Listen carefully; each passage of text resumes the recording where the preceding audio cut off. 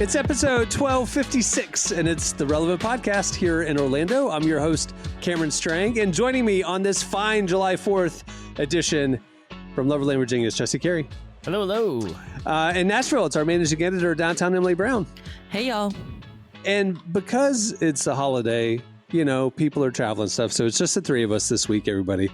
So there you go. Derek and Marty are unavailable. So, well, it's a big day. It's 4th of July weekend. It's one of those years where it falls on Friday, which is always nice. Which is crazy. Yeah. I feel like, I know the 4th of July is tied to an actual historic event, but I've talked about my future political platform, the Common Sense Party. We just do things that make sense, right? Right. So what doesn't make sense about celebrating Independence Day? We still celebrate it, and we celebrate it hard, but we ensure it's like it becomes like an Easter Sunday situation where it's always on a Friday. Like it's quote unquote July 4th, but like Thanksgiving is always the second to last Thursday. Yeah, it's always a Thursday. Yeah, because listen, I feel like if there's what could be more American? What would our founders want more than us to have a 3-day weekend? Because when it falls, I feel like Tuesday is probably the least fun 4th of July day. Yeah. Right. I mean, a lot of people, because everyone's vying for that Monday to take a vacation day, and then you got to put it in early because otherwise all office is taken off, and it's kind of an awkward 4-day weekend. Wednesday's right in the middle of the week. You're not going all out. You might, It's weird because the towns will have the fireworks the preceding weekend. It's almost like when Halloween falls on a Wednesday. They're already doing this. When do you celebrate? Yeah. Towns are already doing this on paper. Leave it to the federal government to be out of step with the local will states' of the rights. People. That's right. Joke. And what I say, common sense. Let's move this bad boy and honor this great nation the way it should be with a 3-day weekend every year. But we call it literally the name of the holiday is the 4th of July. Nobody cares. No, we can call it Independence Day. Nobody cares. Even if we still call it the 4th of July. I just don't know.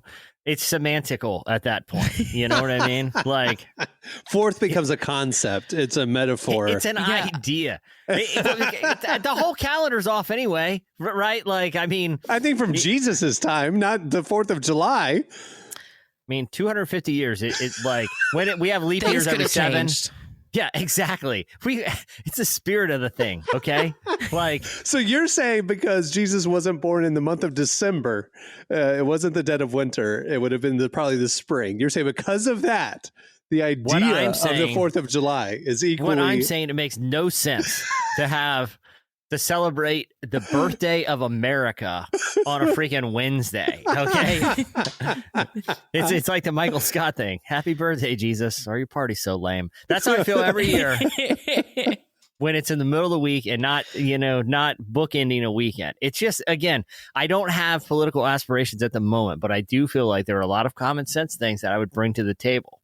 You could be the Tony Hale guy to the politician. Yeah. You're there, you're offering the ideas, but your face isn't out front. Well, even if it, look, I mean, my big beautiful bill is loaded with this. Okay. Just stuff that's like, it costs nothing. Yeah. So you're not adding to the deficit with your big beautiful bill. Got it. No. The other thing too, like every car, again, now the gas tank or the charging thing all on the same side. Okay. There's no guesswork here. There's just simple common sense things that I feel like everybody wants, but we're too afraid to articulate. You can't do that because that'd be like saying that every engine has to have everything in the same location. Like there's reasons why the tank has to be on the left or right based on the individual truck or car's design. Can't be that hard to run a little hose through how hard could it be? Okay. That's what I'm saying. If we can figure out all these other technological advances, surely we can figure that one out. This is common sense. On your dashboard, on your gauge, it's been a long time since I've driven a gas car. I know. They have the little arrow. The little arrow tells you at a glance which side. My law eliminates the need for that arrow. Okay. We don't even need it. Because we all know it's I'm with Jesse on that because it's not about the air. Because I'm the one who has the gas tank on the wrong side, and it's always annoying because 95% of the gas stations are all like. But you know what? In England, it's on the right side. So, well, congrats to England. We left them famously left them 250 years ago. On a Friday. On a Friday. And here's the thing, a flat tip, okay? No more guesswork, no more iPad with a bunch of numbers, a flat tip. We're just going to agree on it, okay? Like, there's so many common sense things that we can just introduce. Oh, I thought you were talking like a screwdriver tip, like a flathead. That's another one. That's another one. We don't need two different types of screwdrivers. One will do the job. I would like to have someone in the construction or hardware business chime in and tell me what the utility is of having Ron Phillips it was a shakedown situation. He, it was one a mafia Phillips thing. One Phillips head, and then one type of screwdriver. Common sense here, people. So you said flat tip, you mean it's a 20% standard across, no matter where you're tipping. Across the board. I don't want the social, like, I'm open. What I'm doing right now. What if your service is bad? Doesn't tip means as to ensure promptness or something? It is all or nothing. That's the thing. It is a zero-sum game at this point. I don't have to sit there. So the stakes are higher for the server. I'm already doing math, and now I'm having to do math based on the outcome of my service. No, it's either they did a good job or they didn't. Just like any other field. Okay, there's just the only one. I can't decide. What are you talking about? The merit raises are not a flat rate. Like somebody got a 3% raise, somebody got a 12% raise. In consumer, I can't be like, I know this was a $20 hamburger, but it really tastes more like a 14. So I'm giving you no, it makes no sense. Okay. That we're doing this system that lacks common sense. And my political party would eliminate all. You know what? Like they said, Steve Jobs wore the same thing every day. Because he didn't want to have to make a decision. Exactly. Because he wanted to use that brain power for more important decisions. Right. I feel like I'm going to increase efficiency here. That feels like a cop-out. That feels like he just found one outfit and liked it and didn't care to put any effort in. No, like a girl he liked complimented him one time. So he kept re-wearing it. Like a middle schooler that had one cool shirt. That's really funny. He's like, I look good in this. She said I did. Yeah. And I just feel like there's a lot we can do for this country, but starting on the 4th of July. Friday on the 4th of July. Yeah, but speaking of that line, real quick, about Happy Birthday, Jesus. That's the stretchiest segue I've ever heard. That is such a stretch. But keep going. Yes, we're Either with way, you. Here we are. I was watching, and I've been behind now that basketball season's over and there's no real sports on for me to, WNBA. Yeah. But I mean, like, I guess like my nightly fixation with NBA playoff games is now over. Like I would just watch NBA. So I've been finally watching things that were on that released, and I've been watching 4 seasons on Netflix with like Steve Carell and Breezy. Miscast. I think Carell and Tina Fey should have been the couple, and Will Forte should have been the sad divorcee. Yeah, I agree. But I did, it reminded, like, Steve Carell's line delivery is so good, and it made me appreciate The Office. Even like watching it made me want to watch more of The Office, because I just feel like Steve Carell's always merged with I picture Michael Scott in his position. That's not taken away from Steve Carell as an actor. It just, that's how iconic that character is. I listen, hot take. I just watched that maybe it was an Apple Max movie of like the tech billionaires. Steve Carell's one of them. Mountainhead. Yeah. Mountainhead. And they're trapped in a thing. And it reminded me how, and honestly, 4 Seasons did a little bit too, how he's actually not a good dramatic actor. Other than Eternal Sunshine, Steve Carell, when he's trying to be an capital A actor, is painful to watch because it's Michael Scott trying to act dramatically. I think he was really good in that psychologist show that was on Hulu. Yeah, that's true. You're right. That one was. I think, but it's rare. He'll be a good fit, but like when he's trying to be dramatic, I don't like it. So I don't like him in 4 Seasons. I don't like him in that Mountainhead. So his peak is for sure comedy. Oh goodness, Cohen is in the other room and he overheard me saying this, and he just texted me, "It's Little Miss Sunshine, not Eternal Sunshine." That's you, right. Cohen. Yeah, I was trying to run back. I was like, was he in? Yeah, Little Miss Sunshine. He has a couple. He was in Foxcatcher. He was Yeah. You know, he kind of transformed. But either way, I agree. He should always be Michael Scott. But you know, I'm not gonna belabor this transition. Offline, we were talking about the cringiest episodes of The Office. I was trying to get there naturally, but here we are once again. Well, okay, this started because on the road trip back, I was listening to Office Ladies podcast. Okay, and I know Emily has listened to it, and I am the exact demographic for this show. I've seen every episode 20 times plus. I can recite lines. I saw the details. I watch all the bonus deleted scenes, the super fan cuts. I care about the behind the scenes stories, and it's a terrible podcast. It is painful to listen to. And so that's what I was texting her. Like, this show, I should love this show. And every road trip, I try to get into the show, and it's just a terrible podcast. So anyway, that then started Emily telling me, well, I'm rewatching the show. Emily, take it from there. Yeah. Sorry. One caveat. This is when you say the show, you mean seasons 1 through 6. We're not counting the non-Steve Carell ones, right? No, I will eventually get there. I was talking about the podcast. No. I'm just saying, like, as we talk about The Office and how it holds up and how it exists in sort of. What's Did you hear Rainn Wilson's interview this past week? He was going around talking about how difficult it was for the cast after Steve left. Like, they weren't happy with seasons 7, 8, 9. Like, it was hard to make the show. They said, you know, once the orbit our sun that we all orbited around was gone, it was just chaos in a different show. And like, they don't like that era of the show, which is interesting because Rainn had much more of a high profile presence in those years. So it's interesting that he's not proud of the years that he was more of the focal point. Anyway, take it from there. Well, when I'm talking about The Office, I'm doing so it's been years since I've done like a full from the first season to I will watch through the finale, make it through the tough seasons. I haven't done that in a really long time. So I just restarted it a couple weeks ago after finishing all 16 seasons of It's Always Sunny in Philadelphia. That was a labor of love. Listen, last night I just finished, I completed the Gilmore Girls. I went from beginning to end on that. So I'm with you. We're chipping, you know. I'll go back to The Office. The nostalgics. Anyway, so I'm watching The Office and I'm on season 3 and I just rewatched Phyllis's wedding episode.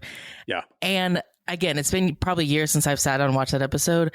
I know everyone always says Scott's Tots is the cringiest episode. I think Phyllis's wedding is the cringiest episode. Like, I like the cringe episodes. This was a hard watch for me. Just the way from start to finish, he is constantly ruining Phyllis's wedding day. So that's my hot take, is that I think Phyllis's wedding is the cringiest episode.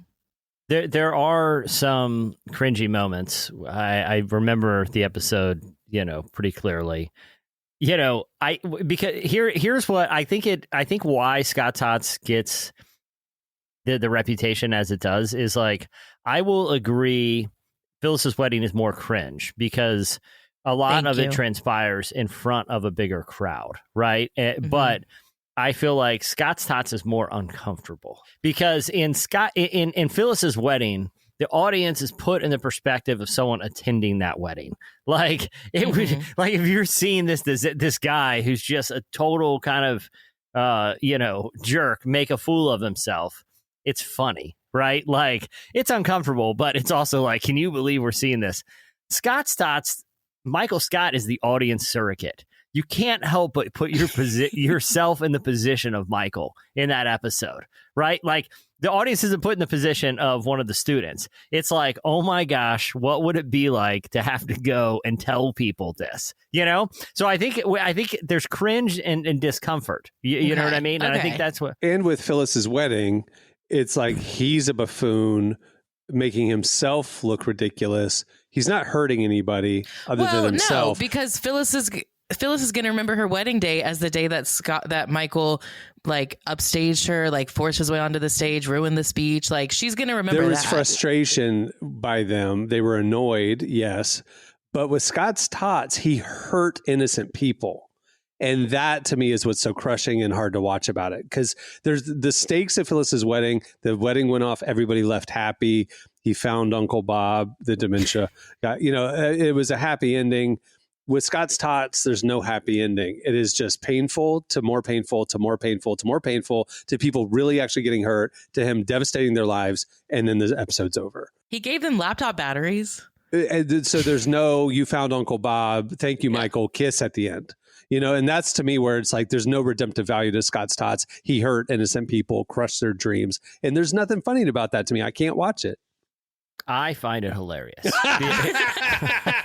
I still think it's one of the funniest. It's because even Office fans hate Scott's Tots, dude. No, because I feel like the comedic tension is so high, right? Like it is just, it's horrible. It's horrible. I will still watch it, and I still love it. And I care about others. I have an empathetic heart. I can't handle what he did to those kids. I agree with Jesse's take. Like, it is one of those episodes where it's like the writers were really cooking here, because like the Phyllis Wedding episode, while I still think it is very cringy, there's plenty of other shows that could have. Imagine what Michael Scott would do at a wedding. Yeah. But like having a character ruin the lives of high school students is pretty. Elementary school students. But to your point, I mean, you just got done watching Always Sunny. That is basically the plot of that show. Is these people are totally destructive to anyone who goes in their path. Truly the worst humans on the planet. Yeah. Yeah, and so I don't know. Are there any others you'd put up there in this discussion?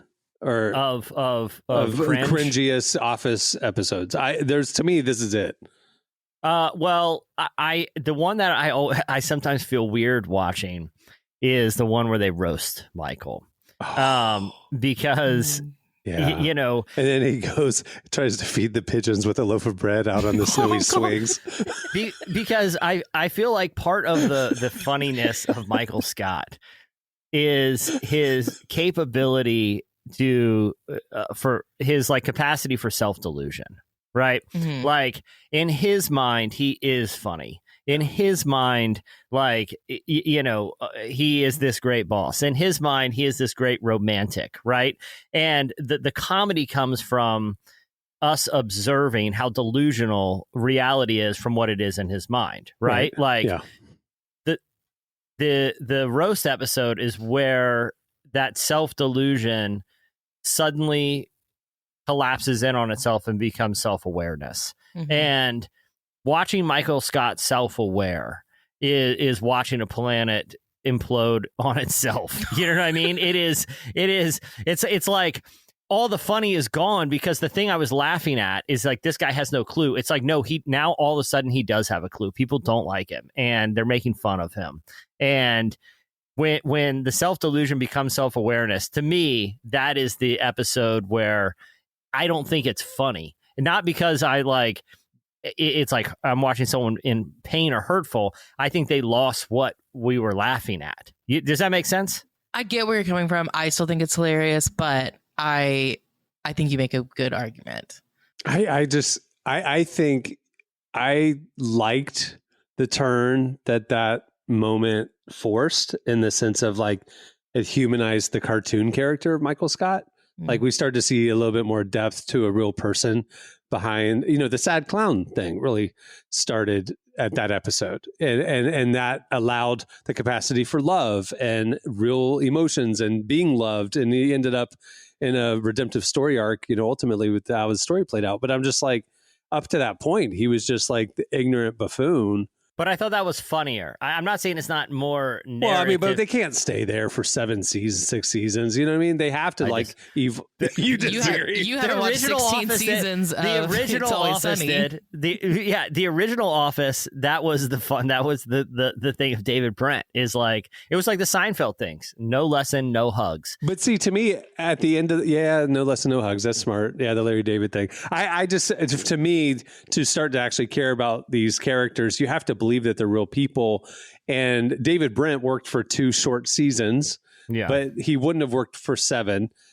You would have said, like, are you mentally unwell? Like, what is wrong with you? Like, people don't stay in that phase of life forever. You know what I mean?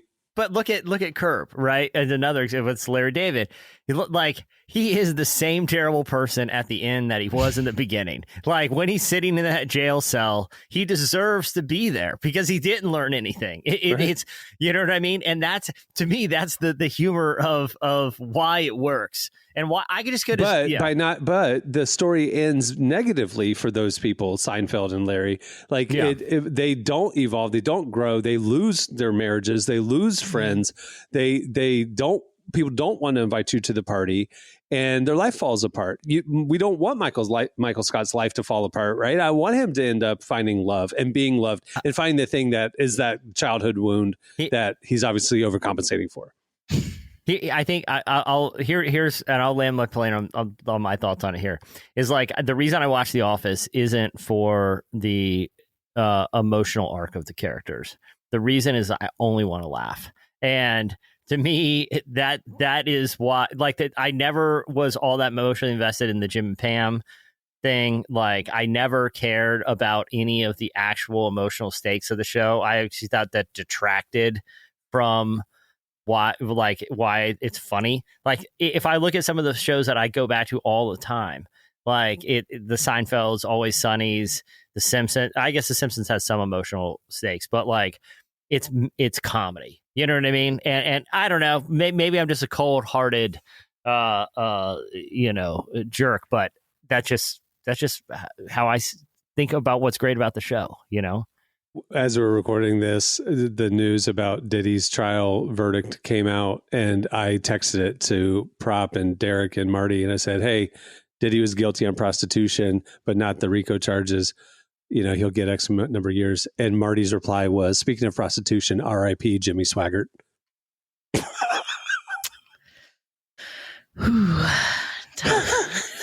Thanks, Marty. R.I.P. Jimmy Swaggart.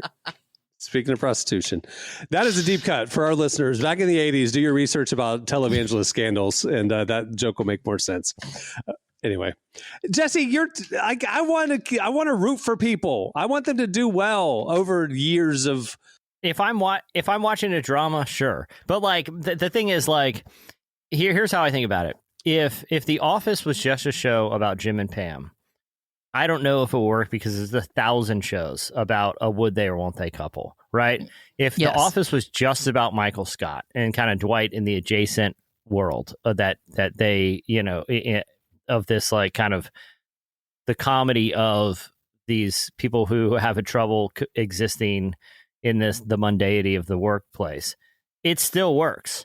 Like unequivocally, people would still think it's funny. I think for a period of time it works, but I think like King of Queens, I just rewatched all of Mad About You. Like these characters that like you are funny and they have their quirks and they have their shtick, like over seasons, they have to evolve because humanity evolves. And then you end up either they evolve in a healthy way or they don't. And ultimately there's a divorce or there's a terrible thing that happens in their life if they don't evolve.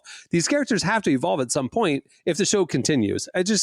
Otherwise you're like rooting for, I don't know. It's just been there, done that, right? It's like I get your point, but I think there's plenty of Office characters who did not evolve. Like Creed is always who he was from the pilot. Kevin and Meredith, even like a lot of the. No, wait, Meredith. Yeah, she didn't evolve.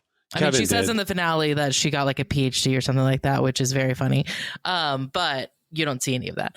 Angela evolves in a terrible way. Stanley evolves. He turns out that he does all the affairs. But here's the thing. Like, I actually think, and maybe this just says more about me, but and this is why I find Always Sunny so funny, is I actually think characters devolving is more funny. Like Creed is the most funny because at the end of it, he's homeless and living in the office and gets carted away by police. That was the funniest arc of any character because it was a de-evolution. Like, if we're just talking comedy, right? Like that is more funny to me than these happily ever afters. Oh, moving to Florida. Oh, look, you're starting a family here. Oh, going for the dream job. Or, oh, we finally found contentment. Why don't you want to be happy, Jesse? Why don't you want other people to be happy? I want to be happy in real life, but when I'm watching comedy, like I find the opposite more funny. It just is like the de-evolution. This is why you like the cringe episodes, is because you take joy in seeing people's pain. Is what that's what I'm hearing. Do you like what was it? Impossible pranksters or whatever? Impractical Jokers. Impractical Jokers. I was trapped watching part of an episode on a flight or something the other day, and it's terrible. And I'm sitting there watching it, going, Jesse would love this, but these poor innocent people who don't know that they're being pranked. I hate it. No, I don't like. I like the concept of the show, the execution is terrible. Like, I think they think they're way funnier than they are. Yeah, and like that kind of show only works if there's a straight man, right? Like, pranking people it feels so like elementary school how they do it. Like, I would have thought you liked the prank comedy. Like, I do. Victims. Well, that's why you liked Jury Duty. Nathan Fielder. Yeah, Jury Duty or Nathan Fielder is like that. That's how you do it, right? Like, I got to go, kind of go to the food court in the mall and, spill a bunch of sodas. What? Okay, fine. But like, I like that style of pranking unsuspected people. I like sort of that.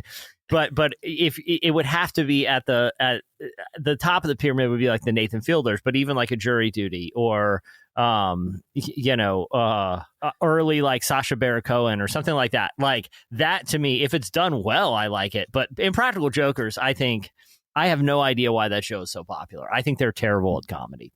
What did you think of Jim's pranks on the show? Did you think they could have been better? I think they're fine. I mean, I think they're kind of funny. I mean, I guess, but again, no one was watching it for Jim's pranks. They're watching it because Michael. It is what it is.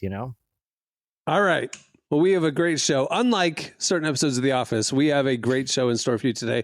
Coming up later, we talked to Bodie, great new artist, Christian artist, kind of came to fame season 22 of The Voice, but he's been doing a lot since then. Also, it's the July 4th episode, so guess what? Annual tradition, at the end of the show, we have Rock Band or Firework. Stay tuned. Up next, it's Relevant Buzz. Today's podcast is brought to you in part by Mercy Ships. Globally, 5 billion people lack access to surgical care. In sub-Saharan Africa, there's only one surgeon for every 200,000 people. Mercy Ships provides free, life-transforming surgeries for people who have little to no access to medical care. They help the blind see, straighten twisted limbs, remove deadly tumors, treat cleft conditions, and so much more. With state-of-the-art hospital ships, they provide safe surgery to children and adults living with treatable conditions, and it's completely free of charge. They do all this work with an all-volunteer crew of professionals who donate their time and talents. Surgeons, stewards, nurses, engineers, and more make the world a better place.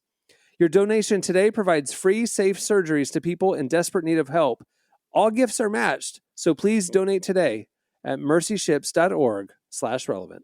Today's podcast is brought to you in part by Tim Tebow's book, Look Again. Have you ever wondered what would change if you truly believed you were infinitely valuable to God? In his New York Times bestselling book, Look Again, Tim Tebow reveals the powerful truth that when we learn to see the image of God in every person, including those we struggle to love, everything changes. Tebow shares incredible stories from his work with people the world often overlooks, and it will challenge you to stand up to the lies, rediscover the worth that everyone has, and impact the world for good. Find Look Again by Tim Tebow, available now wherever books are sold. Okay, it's time for Relevant Buzz. Tell us what's happening at the intersection of faith and culture this week, Emily. First off, this is some pretty cool news. So Saquon Barkley, who is the star running back for the Philadelphia Eagles, just opened up about his recent decision to become a Christian. Like, he's like, Jesse, you tell me, he's like the best player in the NFL, right? Like, yeah, especially I'd say best skill position player for sure. Wait, best player in the NFL overall?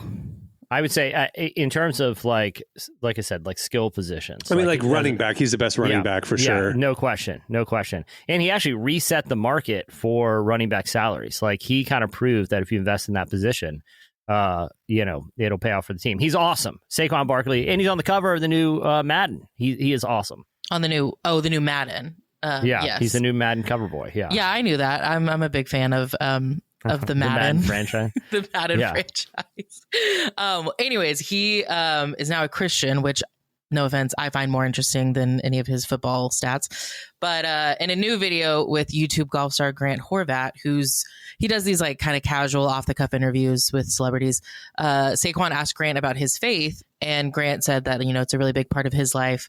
And Saquon said that he actually had just recently made the decision to become a Christian.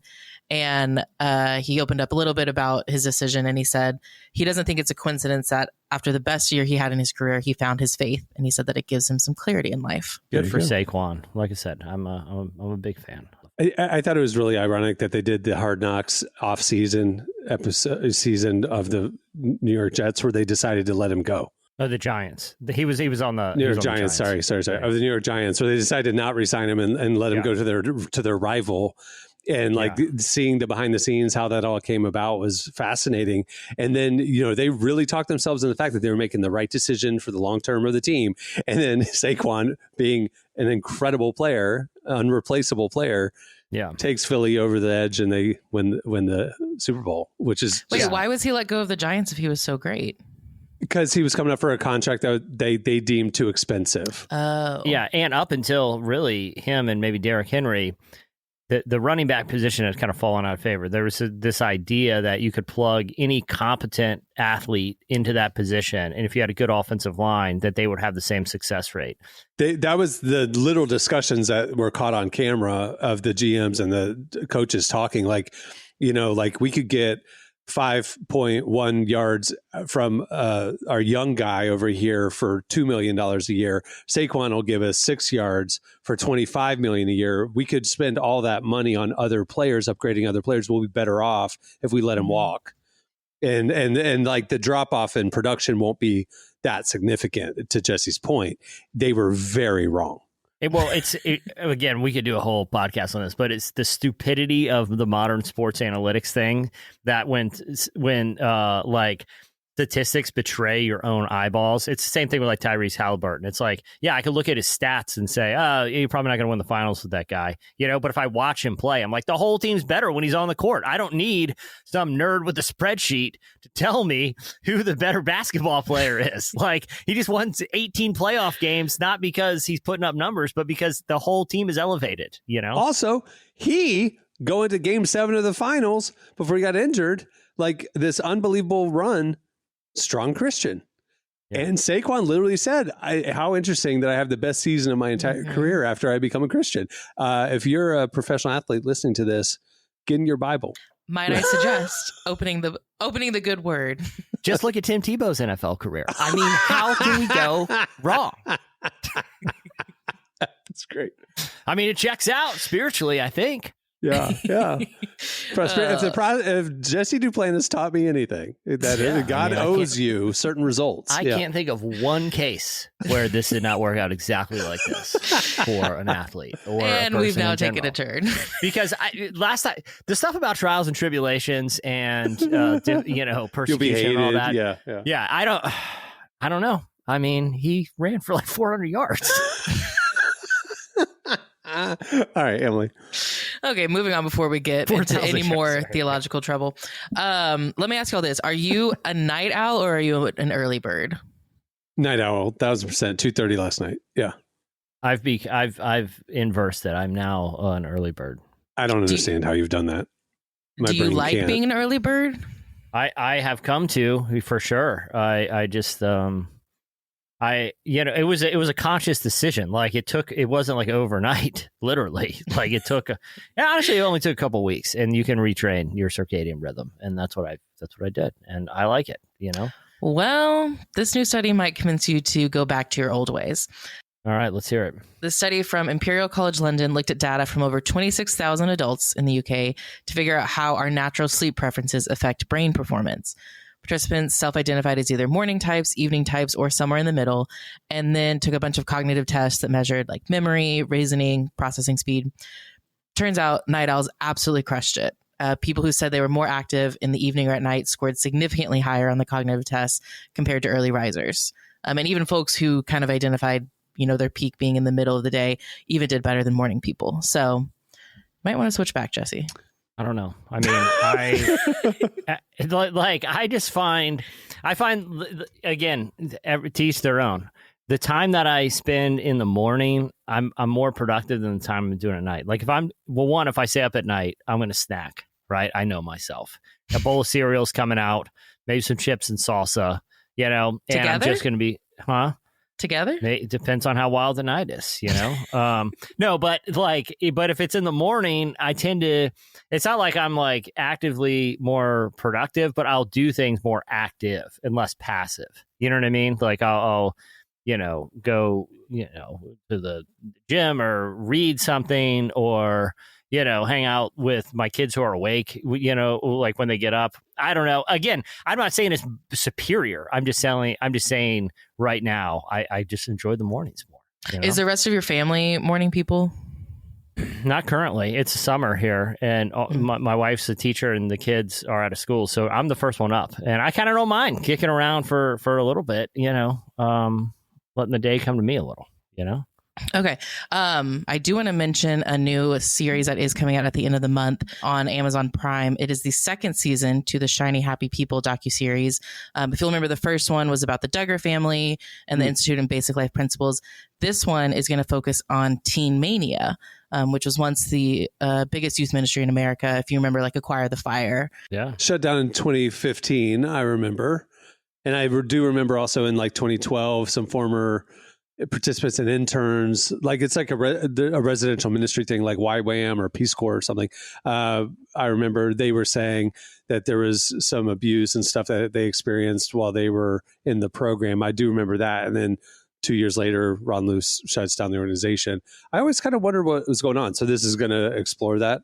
Mm-hmm. Yes. It's coming out on July 23rd. It does not say how many episodes it'll be, but it'll be a series. So they have enough for few episodes at least. Jesse and I will be very interested because ORU, where we both went, had a pipeline with Teen Mania where a lot of former interns transferred some ministry credits over to an ORU degree. And so, and Ron Luce was a graduate of ORU, right? Correct. Yeah. He was an alumni. Yeah. So interesting. All right. July 23rd. Okay. Well, that'll do it for Relevant Buzz. Make sure to check out relevantmagazine.com every weekday where we are covering all of that and a lot more. Thanks, Emily. All right. Stay tuned. Up next, Bodie joins us. Today's podcast is brought to you in part by John Mark Comer's book, Garden City, a book that speaks to the tension we all feel between work, rest, and purpose. The New York Times bestselling author John Mark Comer takes us to the scriptures to identify what it really means to be human and flips the script on the idea that who you are matters, not what you do. He shows that God created us for meaningful work and meaningful rest. Both matter.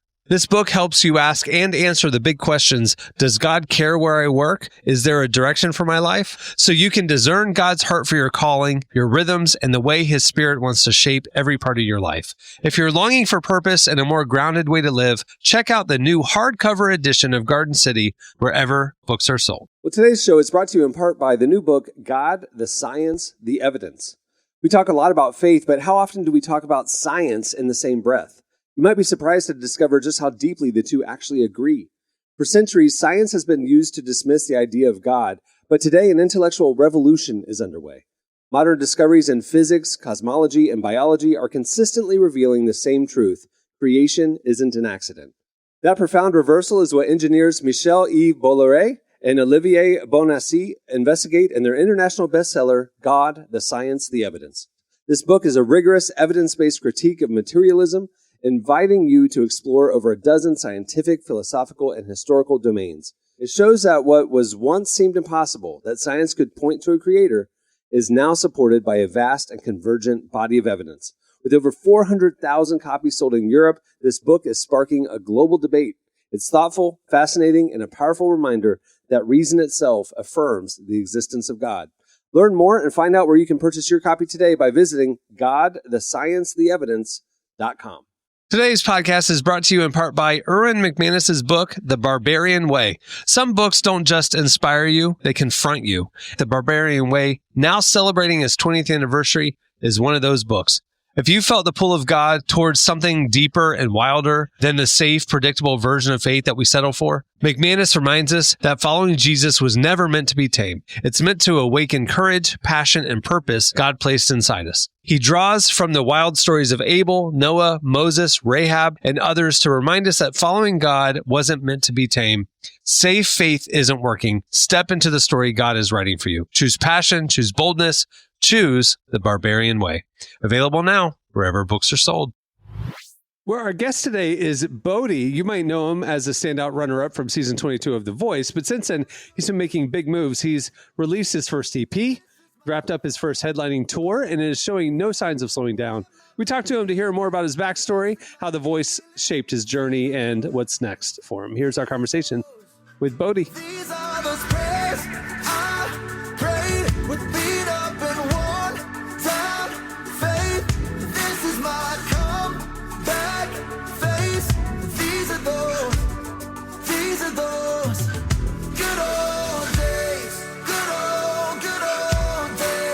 I want to go all the way back to the beginning of your career. When did you realize you first wanted to pursue music? I've been pursuing it all of my adult life, but I think it was less of when I decided and more of when the opportunity came to where I could I could actually make a living doing this. Maybe I can start doing this now. And it's still a process. I'm involved in a couple other things still too, but eventually the dream would be to do the music thing full on. But it's just been a process. And then eventually you went on The Voice. Tell me about that process. How did you decide that was the route that you wanted to go? Funny enough, I'll keep the story short because it covers like 6 years of my life. But I auditioned for The Voice in like 2017. And I felt in my heart, like I felt in my spirit, and it wasn't out of pride or like wanting the spotlight, but like I felt like I was supposed to be on the show. Like I watched it with my wife a lot. This is again, like 2016, 2017. And we were fans of the show. And I was like, I was talking to my wife. I was like, babe, I think I'm supposed to be on this show, but like, it's not really my thing. Like I don't really sing covers. Like it was just kind of random, but I was like, I feel like this is my thing, what I'm supposed to do. And so I auditioned, and this was pre-COVID. So I stood, in the convention center in Las Vegas with like 5,000 people, like the classic old school way of auditioning for these shows. And, I made it through a couple rounds, and I got cut right before the first televised round. And so I was kind of embarrassed with myself. I was like, I guess I discerned that incorrectly, or I read that wrong. Maybe this isn't for me. And I guess they retain a list of people that like were almost good enough, but not quite there yet type of thing. And so they reached out to me over the next couple of years, but I was kind of butthurt. And so I just was like, nah, I don't want to do this. And at that time I was starting to get some traction on my own. And fast forward to 2021, like late 2021. So this is years later. I've said no to a couple opportunities, going back and auditioning again. But this time they reach out again, and it was in a very pivotal season of my life where, as I mentioned, we were doing video for a living, photo for a living, and I just wasn't really sure what my purpose was. And I've always had the dream of doing the music thing, and I was doing it, but it was more at that point just kind of like a sustaining hobby dream. It wasn't really much more than that. And I was doing shows and putting out music, but I wasn't seeing the growth that I was dreaming for. And they reached out for the third time, maybe fourth. And I just said, they were like, all you have to do is submit a video now. Like ever since COVID, like it's all very streamlined, like it's easier. And so I was like, screw it, I'll do it. And so I sent in the 3 songs, and fast forward to, a year later, I'm in the finale, and it was crazy. I never would have dreamed of the opportunity, taking me that far. And even more than that, I mean, it wasn't really, I described The Voice. It's not your big break, but it puts a magnifying glass on what you're already doing. And so for me, I'd been working so hard to make something happen that when the time came for the magnifying glass, it was, it gave me the opportunity to show everyone what I was all about. And it worked out really well.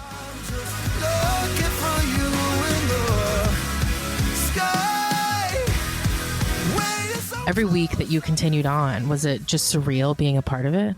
Yeah, I jokingly, but honestly not jokingly, use the word trauma a lot in reference to, because I love the show. If they ask me back in any capacity I'm in, like they were so kind, the production team, everyone from back to the front, to the stage, to the front of house, everyone looked incredible. I loved my time there. And not everyone can say that. I think it's case by case, but my experience was amazing.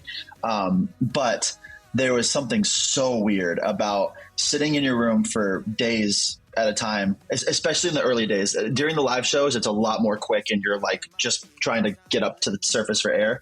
But for those pre-tape episodes, you're sitting in your room sometimes for like weeks on end waiting for your turn, and you might have like one thing on your schedule that week. It's so bizarre. But then when you perform, it's like you go from anticipating to I'm singing in front of some of the most famous legendary artists of all time and television, and a face full of makeup, and then they shuttle me back to my room as if nothing happened, and then I sit there for another week. It's like the weirdest like roller coaster, like high intensity and then a ton of nothing, and then high intensity. And for the pre-tapes, no one knows that you exist or know anything about the show. So like you're just sitting in your room like, did that even just happen? And now I have to like not talk about it for 6 months. So it was super weird. But then once the live shows came, it was like, as soon as you got off the stage, if you made it to the next round, you're shuttling to rehearsal that night for the next week. Like, it was crazy. But yeah, really, really wild time.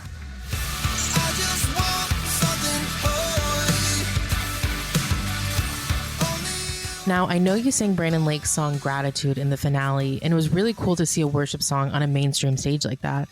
But I'm curious, was there anyone from The Voice behind the scenes who tried to dissuade you from using that? Yeah, and I say this with honor and respect, and I understand, but there was definitely pushback from the executive. I guess he's the head of music producer of the show.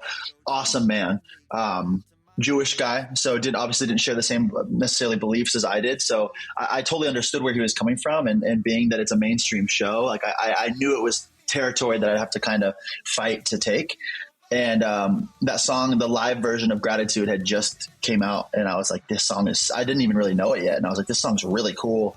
And so I pitched it to him, and he said, you know, Bodie, with television, you kind of have to steer away from the Christian stuff sometimes. And I essentially what I said was, if you're going to let the gospel singer 2 weeks ago sing "There is power in the name of Jesus, break every chain," you're going to let the contemporary guy sing this, where I say hallelujah maybe 4 times.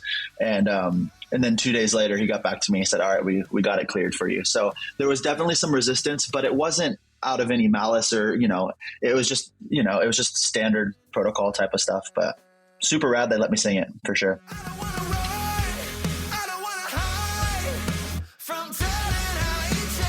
How do you see your faith and your music working together? Yeah, it's so awesome. I'm a Christian artist, but I'm really new to the Christian artist label, because I've been doing music, like I said, for all of my life, but pursuing it as a career for most of my adult life. And I've always grown up in the church. I've always led worship in my church. I love the local church. I have a great relationship with the Lord and with my church and all the things. But I just always felt called to, I don't even know if called is the right word, but I was most attracted to the secular industry when it came to pursuing an audience of more generalized people that have different beliefs and views, and hoping to shine my light and bring hope to people that maybe don't agree with me or don't believe what I believe.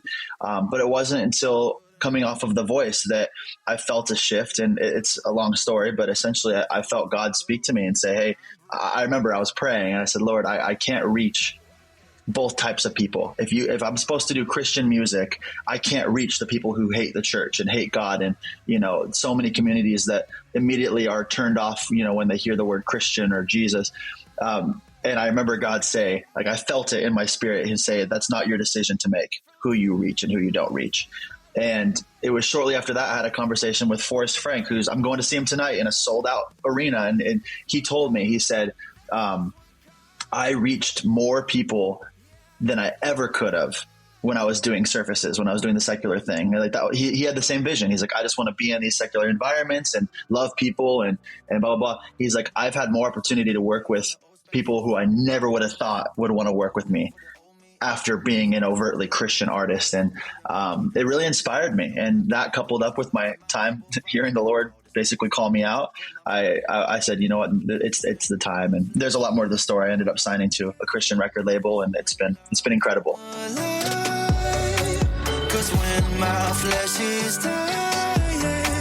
I'd love to know, where do you see yourself 5 years from now? I'm a very type A person. I love spreadsheets and plans and all the things, but I've always held loosely my 5-year plan, just because I'm so willing to do whatever. And this, I hope this isn't a cop-out answer, but I'm just so willing to do whatever God wants me to do. And we often don't know what that is most of the time. So on a practical level, I just want to keep providing for my family and inspiring people, and just trying to be generous with any resources that I'm given. And whether that's through the playing arenas or it's continuing to bootleg these little bar show tours, I'm happy to do it as long as it's blessed and it's what I'm supposed to be doing and my family is healthy. But something else I really want to do, I want to get into TV and film. So in the next 5 years, I want to have something, or at least a couple of things that I'm either working on or have worked on, and in that space as well.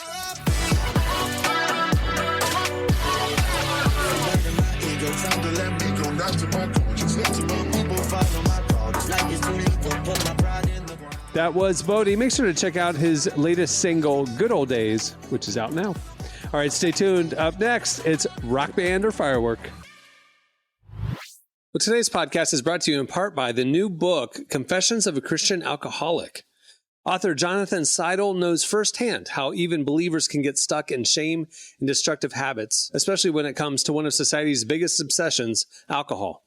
In Confessions of a Christian Alcoholic, he details his spiral into disordered drinking and shares the 4-step process he eventually used to break free. There's hope for alcoholics who become Christians and for Christians who become alcoholics. Find Confessions of a Christian Alcoholic wherever books are sold. What if you could change a child's life with just $10? Right now, thousands of vulnerable children in East Africa are suffering from jiggers. It's a painful, preventable parasite that burrows into their feet. Soul Hope is the only organization treating it through foot washing, medical care, and durable closed-toed shoes that protect kids long after treatment. $10 may not seem like much in today's world, but when we come together, those small gifts add up to big change. Join the 10 for 10 campaign. $10 protects 10 small toes. Visit soulhope.org/10 to give now. One small gift makes a big difference. Again, that's soulhope, SOLE, hope.org/TEN. All right, it's time for Rock Band or Firework, our annual tradition where I challenge Jesse and Emily with a name. And you're going to tell me, is this a name that is a for sale firework at fireworks.com, or is this the name of an actual rock band? All right. So here we go. We're going to kick it off. We do it every year. All right, Jesse, you're up first. Dangerous Toys. Is that a rock band or a firework? Got to be a rock band. It is a rock band. Good job. How did you know? That one to me seems obvious that it would have been a firework. Jesse is oddly good at this game. I spent years designing this game. You know, it's like the maze master having to traverse his own labyrinth. You know, I just, it's... Now you're just trying to get in my head. All right, danger, Emily. Danger. Rock band? It is a rock band. Good job. Jesse, Black and Blue. That's a firework for sure. It is not. It's a rock band. Hair metal. Oh, I'm so good at this game. Emily, Wolfpack. Rock band. Firework. Fireworks.com. You can go look it up. To be clear, I never claimed to be good at this game, so you can't talk smack about me. Well, I did, so let's keep going. Jesse, Eye Candy. Oh, man, that's a tough one. I'm going to say it's a firework. It is a firework. Good job. Emily, Cry Wolf. Oh, the wolf ones are killing me. Please be a rock band? It is a rock band. Good job. Okay. All right, Jesse, here we go. Flatlined. That's a firework. It is a firework. Dadgummit. I thought I'd get you on that one. All right, Emily, Oucho Sparks. Oucho Sparks. Could you spell that? Oucho, like OUCHO, Sparks. Oucho, like a spark made you go ouch. I mean, it feels too obvious, but I'm going to say firework. It's a rock band. Ugh. Emily, I'm sorry. Jesse. Yeah. Air Assault. That's a firework. It is a firework. Dadgummit. I know. I'm telling you, you're playing with the master here. All right, Emily. Venom P Stinger, like a name. Venom P period Stinger. Rock band? It is a rock band. Good job. Ooh. All right, Jesse. Bango Tango. Bango I'm Tango. sorry. Bang Tango. Rock band. It is a rock band. Dadgummit. Did you give him the answers, Cameron? Be honest. No, I did not. This is years of a misspent young adulthood designing this game. That Emily, is finally playing tuition. Flower and Willow. Firework. It is a firework. Dadgummit. I thought you'd think it was like a indie duo. I'm trying to get in the mind of Jesse, which scary, but I think I'm catching on. Be careful. This is like. Well, look, I'll say this. At some point, there was a stretch in this game where whoever was working at fireworks.com or naming their product really went off the rails. Do you remember that, Cameron? Like, I don't know what happened to that guy, but like, I remember there was one firework called Grounds for Divorce or something like that. I'm like, this guy's going through something, and he's going just through a divorce. Yeah, the midlife crisis time at the fireworks.com naming convention was a fun time, but it trained me for everything for this. All right, Jesse, the electric prunes. I mean, I want it to be a firework because I feel like that'd be a fun one to set off, but I feel like it's a rock band. Classic psych rock band from the 60s. All right, Emily, cats in boots. Oof. Now, Emily, I'm going to help you out here. Is it I-N, like cats in boots, or is it an apostrophe in cats and cats in boots? Cats in boots, because they walk all crazy like a crazy firework. Yeah. Shouldn't have said that. I was going to say, I feel like firework. I wasn't sure if that was a trick. I'm going to go with firework. It's a rock band. Cats in boots. It sounds like a rock band like in the Austin Powers universe. Like there's cats in boots. Yep. Well, I was thinking I don't know why I was thinking like Puss in Boots for some reason. And I was like, maybe someone made a firework for him. They're a big Shrek fan. I don't know. Yeah. Jesse, Saturn battery. Oh, I remember this. That's a firework. Dadgummit. I'm telling you, I would put myself. Yet I was listening to a podcast the other day, and they were talking about like, do you have one skill that you feel like you may be the best on Earth at, right? Like, I can't think of one until now. I might be the best on Earth at this game. Like, and I'm not saying that's some kind of flex because. Yeah, it's not the flex you think it is. You could probably count the number of people on two hands who've ever even played this game. So I'm really... Well, the listeners are playing along in their cars right now. Yeah, that's true. But I'm just saying, by virtue of doing this so long, it may be the only thing I'll ever be the best on planet Earth at is this game. And I do feel like it strengthens your argument for the Common Sense Party as to why 4th of July should be on a Friday, because you are the leading expert in... firework pop culture trivia. Yeah, I feel like, this is just as much of a qualification as many of our elected leaders have. So, I'd argue more so, actually. Because he's in touch. Well, it's like the strategy of, is this straight? Am I being told the truth? Am I being misled? Yeah. And he's got to be in touch with the American people. He knows what they're responding to. Exactly. Yeah. Yeah. All right, Emily. Pyro Pinnacle. That has to be a firework, right? Or is it a band wanting to sound like they're a firework? Because it is pretty on the nose. Pyro Pinnacle. I'm going to go with firework. That is correct. It is very on the nose. I put a couple easy ones in there. I can't believe you're trying to make me doubt myself. Wow. That's interesting. All right, Jesse, Clustering Bee. I want it to be a band, but I think it's a firework. It is a firework. Dadgummit. Emily, Wrathchild, one word. I think that's a firework. It's a band. Oh, British glam metal. It's one of the rare boths, Wrathchild. All right, Jesse, Shark Island. Band. Dadgummit.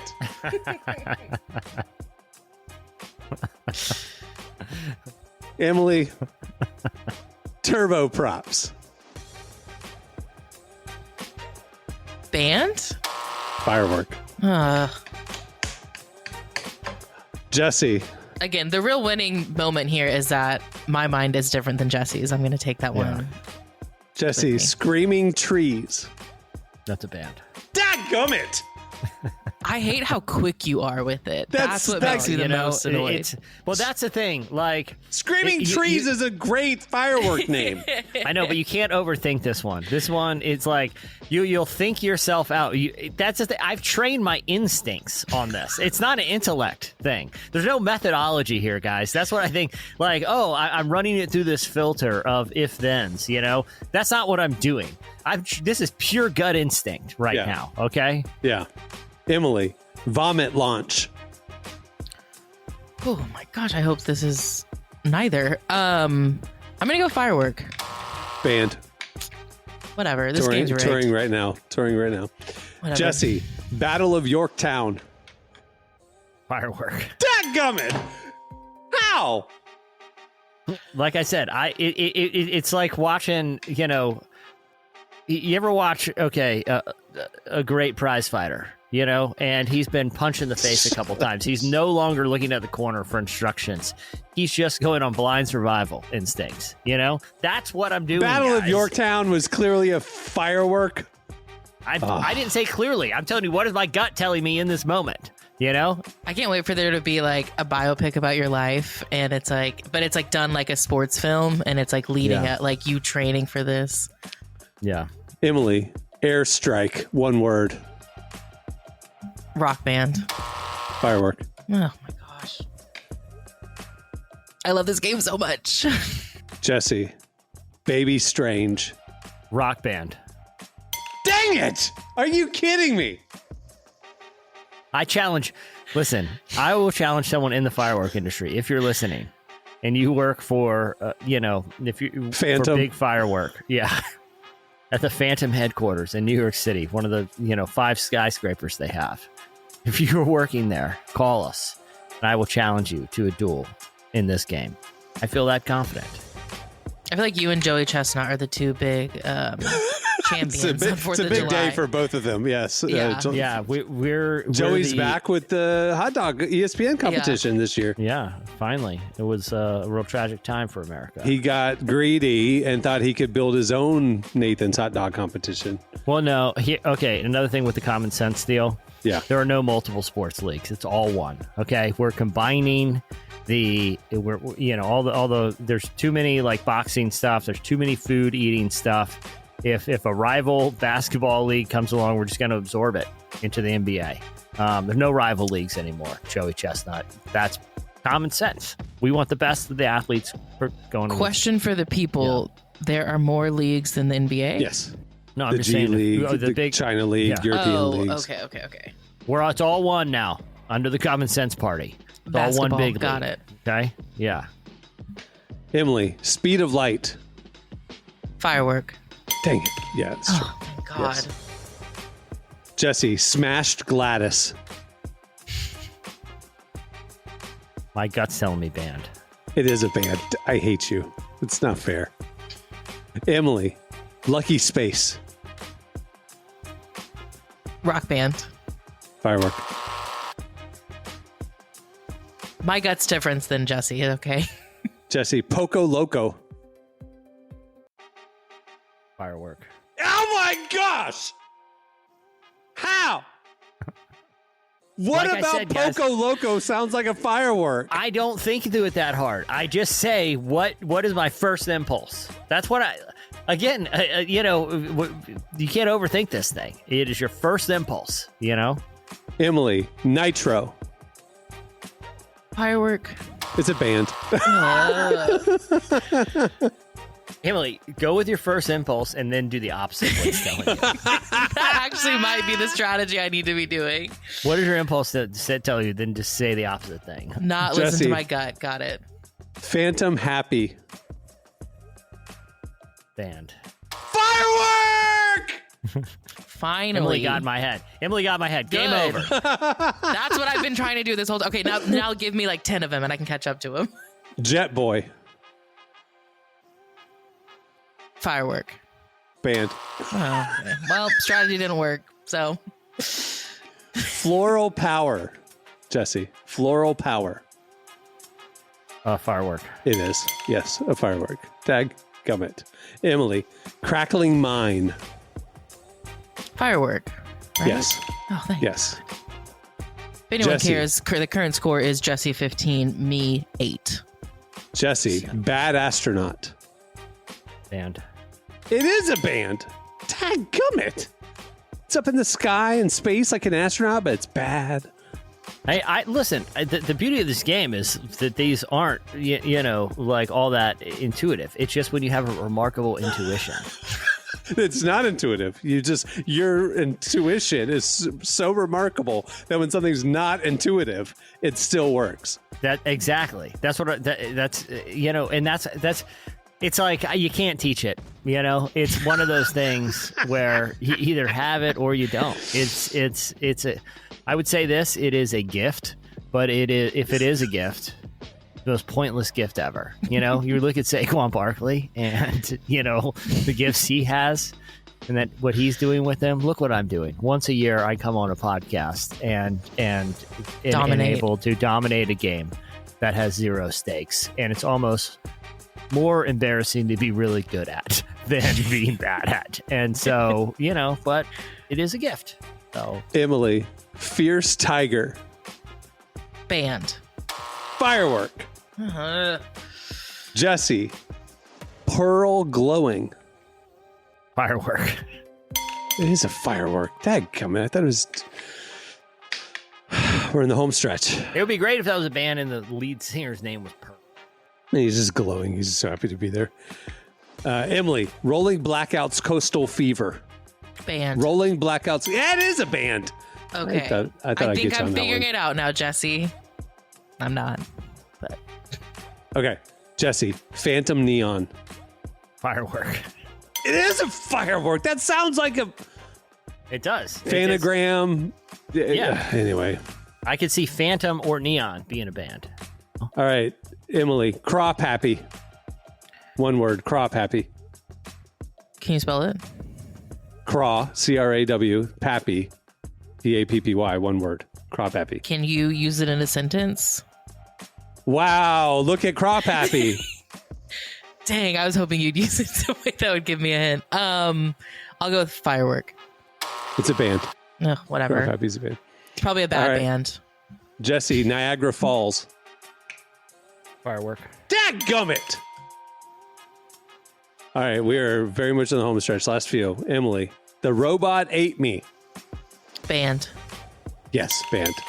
Jesse, Poster Children. Band. Dang it. Emily, Skybolt. Firework. Yes. Jesse, Crackling Octopus. Firework. Dang it. Emily, Wolf Parade. Band. Yeah, I have their album. All right, last two. I have one that I'm saving for the very end. Jesse. Could these be worth maybe like 15 points? Jesse. Mystical Night with a K. Firework. Dadgummit. If you would have said with an N, I would have gone band. Very important distinction. Emily. Blue Streak. Blue Streak. Band. Firework. Whatever. Emily, good game. No. That's it. Last one. Last one. Oh, Here it okay. is. Jesse. Last one. Pomegranates. Firework. Band. Oh, Okay, wow. this is now And worth look how- 50 points. Yeah. Emily, worth 50 points. Wow. Here's the final one. Texas is the reason. Texas is the reason. Firework. It's a band. I will say that it's a push. It's a push this year. That's a tie. Fair is fair. Tie Not game. even Good close. job, Emily. Not I even had close. 12. You had 22. And I only did 25. So he got 22 out of 25 right. That's pretty You good. didn't have to mention that part, Cameron. You could have left that part out. Like I said, arguably the saddest skill one can have. And I You have literally it. got like 96% of them Yeah. correct. That's what I'm saying. I might be the best in the world at this one absolutely pointless, non-transferable skill. Oh, what are that's you going to great. do if you find out that like a listener got 100%? and like you actually aren't the best. Well, we'll bring him on next year, and it'll be mano a mano. Okay, listeners, if you got 100% and you weren't lying, message us. Yeah, Right. well, it'll be a special 2-hour episode where this game is the entirety of it. You'll just have to take on all challengers, like one by one, and knock them down. It'll We be have like to eat a hot dog between rounds just to up the stakes. 12 hot dogs in between rounds. Yeah. Wet ones. Yeah. All right. Well, that'll do it for Rock Band or Firework. Happy July 4th, everybody. Hey, many thanks to Bodie for joining us today. Make sure to check out his latest single, Good Old Days, which is out now, and follow him wherever you get your music. It's great stuff. Also, make sure to follow Relevant on all those socials so you don't miss a thing. The Relevant Podcast has an Instagram account at Relevant Podcast. You can follow Relevant Magazine on all the other platforms, including Instagram as well. We're posting all day, every day. If that's too much, you're not a social media person, head over to relevantmagazine.com, sign up for our newsletter, which will send you our curated best content every week. And you can also check relevantmagazine.com for the latest every day. All right. On that note, we'll wrap it. I'm Cameron Strang. I'm Jesse Carey. I'm Emily Brown. All right. We'll see you next Friday. Have a great week, everybody.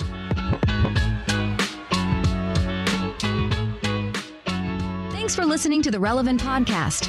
Make sure to check out our coverage at the intersection of faith, life, and culture every day at relevantmagazine.com.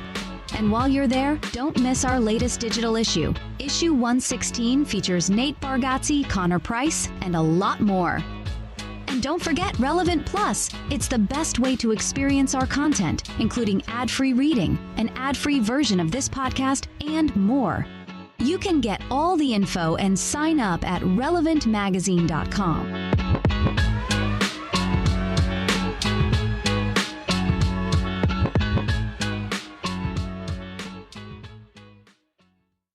It's one of those things where you either have it or you don't. Relevant Podcast Network.